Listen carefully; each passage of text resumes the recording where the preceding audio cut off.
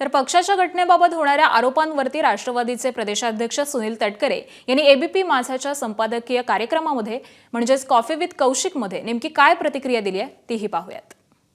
आज कोणीतरी एका महाभागाने असं सांगितलं की आम्ही दिलेल्या घटनेमध्ये एसी एसटी ओबीसी याचा उल्लेखच नाही. 27व्या पानावरती फ्रंटल ऑर्गनायझेशन आहे, 28व्या पानावरती आहे.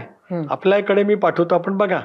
पण सोयीस्कररित्या एकच पान वाचायचं आणि दुसरं पान वाचायचंच नाही आणि त्याच्यामुळे आमच्याबद्दल मनात संबंध महाराष्ट्रामध्ये दूषित वातावरण करायचं, हे जे काही विकृत घाणेरडं राजकारण चाललंय याचा पर्दाफाश आजच झाला, कारण ते दाखवण्यात आलं.